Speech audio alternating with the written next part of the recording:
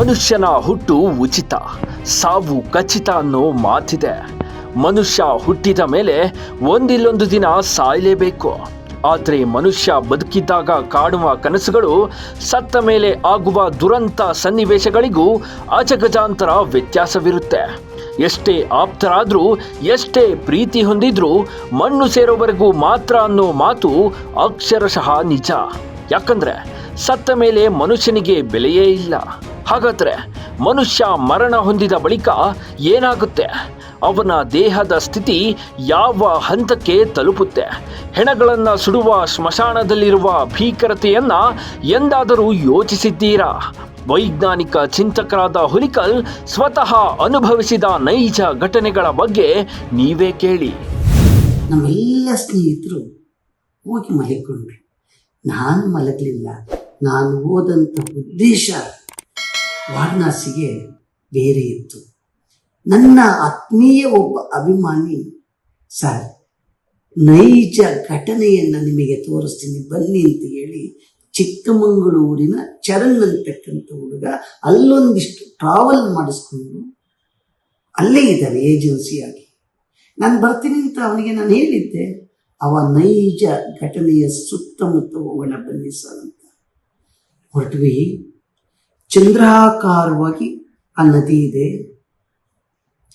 ಅಲ್ಲಿ 84 ಘಾಟ್ಗಳಿವೆ. ಘಾಟ್ ಅಂದರೆ ರುದ್ರಭೂಮಿ ಅಂತ ಹೇಳಿ ಅದೇ ರೂಟಲ್ಲಿದೆ. 84 ಘಾಟ್ಗಳು ಬೆಳಗಿಂದ ನೋಡ್ಕೊಂಡು ಹೋದ್ರೆ ಏನೂ ಇಲ್ಲ ರುದ್ರಭೂಮಿಲಿ. ಅಲ್ಲೊಂದು ಅಲ್ಲೊಂದು ಅಲ್ಲೊಂದು ಹೆಣಗಳನ್ನು ಸುಡ್ತಾ ಇದ್ರು. ಅದು ಹೆಣ ಪೂರ್ತಿ ಸುಡುವಷ್ಟ ಇಲ್ಲ, ಸ್ವಲ್ಪ ಸುಡ್ತಾ ಇದ್ದಂಗೆ ಆಲೆ ಮುಗೀತು ಕೆಲಸ. ಇದೆಲ್ಲ ನೋಡಿಕೊಂಡು ಬೆಳಗ್ಗೆ ನೋಡಿದ್ದು, ರಾತ್ರಿ ಹೊರಟ್ವಿ. ನಮ್ಮ ಜರ್ನಿ ಪ್ರಾರಂಭ ಆಯಿತು. ಅಲ್ಲಿ ನಡ್ಕೊಂಡು ಹೋಗ್ಬೇಕು. ಆಟೋ ಅಲ್ಲೆಲ್ಲ ಒಂದಿಷ್ಟು ದೂರ ನಿಲ್ಲಿಸುತ್ತೆ, ನಡ್ಕೊಂಡು ಹೋಗ್ಬೇಕು.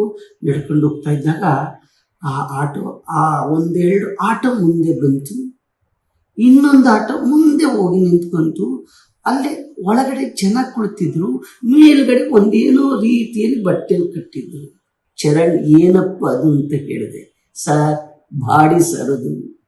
ಆಟೋ ಮೇಲೆ ವಿಧಿ ಇಲ್ಲ ಸರ್, ಅದಾರು ಬಿಟ್ಟಿದ್ದಾರೆ ಸರ್. ಇನ್ನು ಒಳಗಡೆ ಕೂತಿದ್ದರು ಅವ್ರ ಕಡೆ ಒಬ್ರು ಇಬ್ರು ಇದ್ರು. ಇನ್ನಿದ್ದರು ಯಾರನ್ನೋ ಕರೆಸಿ ಹಿಂದಿನಲ್ಲಿ ಮಾತನಾಡಿ ಅದನ್ನು ಒತ್ಕೊಂಡು ಹೋಗಿ ಇಟ್ಕೊಳಕ್ಕಾಗಲ್ಲ, ಬೀಳ್ತಾ ಇದೆ, ಹಿಡ್ಕೊಳಕ್ಕಾಗಲ್ಲ, ತಟಾಡ್ಕೊಂಡು ಹೋಗ್ತಿದ್ರು. ಎಂಥ ಪರಿಸ್ಥಿತಿಯಪ್ಪ ಅಂತ ಹೇಳಿ 1 ಸೆಕೆಂಡ್ ಹಂಗೇ ನಿಂತ್ಕೊಂಡ್ಬಿಟ್ಟೆ. ಸಾಮಾನ್ಯವಾಗಿ ಆಸ್ಪತ್ರೆಗಳಿಂದ ಹೆಣ ಸಾಗಿಸಲು ಆಂಬ್ಯುಲೆನ್ಸ್, ಸ್ಮಶಾನಕ್ಕೆ ಹೆಣ ಸಾಗಿಸಲು ಚಟ್ಟ ಕಟ್ಟೋದನ್ನ ನೋಡಿರ್ತೀರಾ. ಆದರೆ ಕಾಶಿಯ ಈ 84 ಘಾಟ್ಗಳಲ್ಲಿನ ಪರಿಸ್ಥಿತಿ ಹೀನಾಯ ಮತ್ತು ಭೀಕರ. ಪಕ್ಕದಲ್ಲೇ ಹೆಣಗಳನ್ನು ಸಾಗಿಸ್ತಿದ್ರು ನಿಮಗೆ ಗೊತ್ತೇ ಆಗಲ್ಲ. ರಾಶಿ ರಾಶಿ ಹೆಣಗಳನ್ನು ಏಕಕಾಲಕ್ಕೆ ಅಂತ್ಯ ಸಂಸ್ಕಾರ ಮಾಡಲಾಗುತ್ತೆ. ಅಲ್ಲಿನ ಸಾಮೂಹಿಕ ಅಂತ್ಯ ಸಂಸ್ಕಾರದ ಭಯಾನಕ ಅನುಭವವನ್ನ ಹುಲಿಕಲ್ ಮಾತಿನಲ್ಲೇ ಕೇಳಿ. ಸ್ವಲ್ಪ ಮುಂದೆ ಹೋದ್ವಿ. ಅಲ್ಲೊಂದು ಸೈಕಲಲ್ಲಿ ಒಬ್ಬ ತುಳ್ಕೊಂಡು ಹೋಗ್ತಾ ಇದ್ದ. ಹಿಂದ್ಗಡೆ ಏನೋ ಕಟ್ಕೊಂಡಿದ್ದ. ನಾನು ಅಂದ್ಕೊಂಡಿದ್ದೆ ಸೌದೆ ಕಟ್ಕೊಂಡಿದ್ದಾರೇನೋ ಅಂತ. ಸೌದೆಯನ್ನ ಎಡೆಮುರಿ ಕಟ್ಟಿ ಹೇಗೆ ಕಟ್ತೀವಿ ಹಾಗೆ ಆ ಒಂದು ಎಣವನ್ನ ಹಂಗೆ ಕಟ್ಟಿದನು ಬಾಡಿನ. ಅವ ಹಿಂಗ ಹಾಕೊಂಡು ಹೊತ್ಕೊಂಡು ಹೋಗ್ತಾನೆ.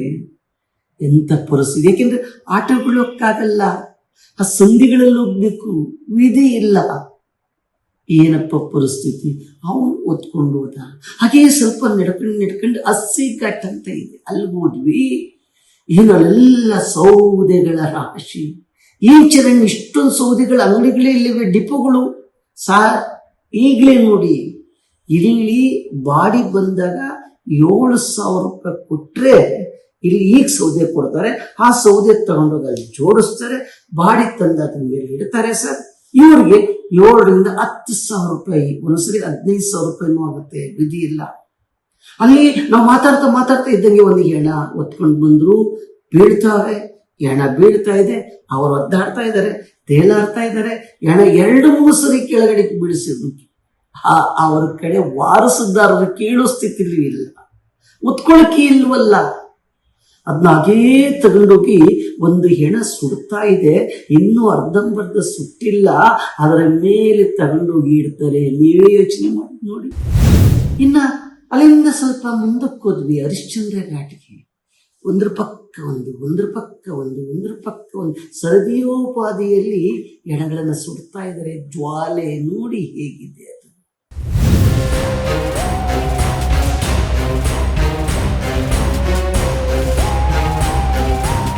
ರುದ್ರಭೂಮಿಗಳಲ್ಲಿ ಸಾಮಾನ್ಯವಾಗಿ ನೀರವ ಮೌನ ಆವರಿಸಿರುತ್ತೆ. ಆದರೆ ವಾರಣಾಸಿಯ ಘಾಟ್ಗಳ ಪರಿಸ್ಥಿತಿಯೇ ಬೇರೆ. ತರಕಾರಿಯಂತೆ ಹೆಣಗಳ ರಾಶಿ ತುಂಬಿಕೊಂಡಿರುತ್ತೆ. ನಿರ್ಜನ ಪ್ರದೇಶವಾಗಬೇಕಿದ್ದ ಸ್ಥಳದಲ್ಲಿ ಜನಸಾಗರವೇ ಇರುತ್ತೆ. ಅದರಲ್ಲೂ ಒಂದು ರಾತ್ರಿಯಲ್ಲಿ ಇಲ್ಲಿಗೆ ಬರುವ ಹೆಣಗಳ ಸಂಖ್ಯೆ ಕೇಳಿದ್ರೆ ನೀವು ನಿಜಕ್ಕೂ ಬೆಚ್ಚಿ ಬೀಳ್ತೀರಿ. ಅಲ್ಲಿಂದ ನಾವು ಮಣಿಕಂಠಕ ಘಾಟ್ ಅಂತ ಹೇಳಿದ್ವಿ, ಅಲ್ಲಿ ಹೋದ್ವಿ. ಅದು ಆ ಹೆಣಗಳನ್ನೆಲ್ಲ ಸುಡ್ತಾ ಇದ್ದಾರೆ ಜನ. ಅಲ್ಲಲ್ಲೇ ಏನು ಸಂತೆ ಅಂತ ಅನ್ಕೊಂಡಿದ್ದೆ, ಹೆಣ ಸುಡುವ ಸಂತೆ ಅದು, ಮಶಣ ಅಲ್ಲ, ರುದ್ರಭೂಮಿ ಅಲ್ಲ. ಅಲ್ಲಿ ಒಂದಿಷ್ಟು ಕುಡುಕರು, ಅಲ್ಲೊಂದಿಷ್ಟು ಉಗಿತಾ ಇದ್ದಾರೆ, ಅಲ್ಲೊಂದಿಷ್ಟು ನೋವಿದೆ, ಅಲ್ಲಿ ಏನೇನೋ ಇದೆ, ಎಲ್ಲ ಬರ್ತಲೇ ಇದೆ ರಾಶಿಯಲ್ಲಿ. ನನ್ನ ಚರಣ್ ಹೇಳ್ತಿದ್ದ, ಸರ್ ಒಂದು ರಾತ್ರಿಗೆ ಸಂಜೆ 7 ಗಂಟೆಯಿಂದ ಬೆಳಗ್ಗೆ 5-6 ಗಂಟೆವರೆಗೆ 300ರಿಂದ 350 ಬಾಡಿ ಇಲ್ಲಿಗೆ ಬರುತ್ತೆ ಸರ್. ಅದು ವಾರಣಾಸಿದೆ ಬರುತ್ತಾ? ಇಲ್ಲ ಸರ್, ಇಲ್ಲಿ ಸುಟ್ರೆ ಮುಕ್ತಿ ಸಿಗುತ್ತೆ. ಅದಕ್ಕೋಸ್ಕರ ಜನ ಎಲ್ಲೆಲ್ಲಿಂದಲೂ, ಯಾವ್ಯಾವ್ದು ಜಿಲ್ಲೆಯಿಂದ, ರಾಜ್ಯದಿಂದ, ಎಲ್ಲ ಕಡೆಯಿಂದ ಬರುತ್ತೆ ಸರ್. ಸಂಜೆವರೆಗೂ ಬಿಡಲ್ಲ ಬಾಡಿನ, ಹೊರಗಡೆ ಇರ್ತಾರೆ ಗಾಡಿಗಳನ್ನ. ಸಂಜೆ ಆದ್ಮೇಲೆ ಬಿಟ್ಟಾಗ ಇಲ್ಲಿಗೆ ಬರ್ತಾ ಹೋಗ್ತಾರೆ ಸರ್, ತರ್ತಾರೆ ಸರ್. ನಾವು ಮಣಿಕಂಠಕ ಘಾಟಕ್ಕೆ ಹೋದ್ವಿ. ಅಲ್ಲಿ ನಮ್ಮ ಮಾಡಿ ಮನೆ ಹೇಳ್ತೀವಿ, 1 ಸ್ಟೆಪ್ಪು 2 ಸ್ಟೆಪ್ಪು ಅಂತ ಹೇಳಿ, ಮೊದಲನೇ ಮಾಡಿ, 2ನೇ ಮಾಡಿ, 3ನೇ ಮಾಡಿ. ಅಲ್ಲಿ ಘಾಟ್ ರುದ್ರಭೂಮಿಗೆ ಮೊದಲನೇದಲ್ಲಿ 10 ಸುಡ್ತಾ ಇದ್ರೆ, ಅದರ ಮೇಲೆ ಸ್ಟೆಪ್ಪು ಅಲ್ಲೊಂದು 10, ಅದರ ಮೇಲೆ ಸ್ಟೆಪ್ಪು ಅಲ್ಲೊಂದು 10, ಹೀಗೆ ಸುಡ್ತಾ ಇದ್ದಾರೆ.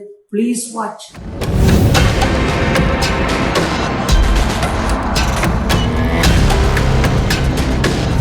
ಜನರು ಬದುಕಿದ್ದಾಗ ಅನುಭವಿಸುವ ಸುಖ ದುಃಖ ಹುಟ್ಟು ಸಾವುಗಳ ಯಾತನೆಗಿಂತ ಸತ್ತ ಮೇಲೆ ಅವರ ದೇಹಕ್ಕೆ ಬರುವ ಸ್ಥಿತಿ ಘನಘೋರ. ಪ್ರಾಣಿಗಳು ಮಾಂಸವನ್ನ ಕಿತ್ತು ತಿನ್ನುವ ರೀತಿ ಮನುಷ್ಯರೇ ಮನುಷ್ಯರನ್ನ ಕಿತ್ತು ತಿನ್ನುತ್ತಾರೆ. ಅಯ್ಯಯ್ಯೋ, ಇದೆಂತ ದುರ್ವಿಧಿ ಅಂತ ಶಾಕ್ ಆಗ್ತಿರ್ಬೇಕಲ್ವಾ? ಅದ್ಹೇಗಪ್ಪ ಸಾಧ್ಯ ಅಂತೀರಾ? ಆ ಘನಘೋರ ಸ್ಟೋರಿ ಹೇಳ್ತೀವಿ ಮುಂದಿನ ಎಪಿಸೋಡ್ನಲ್ಲಿ.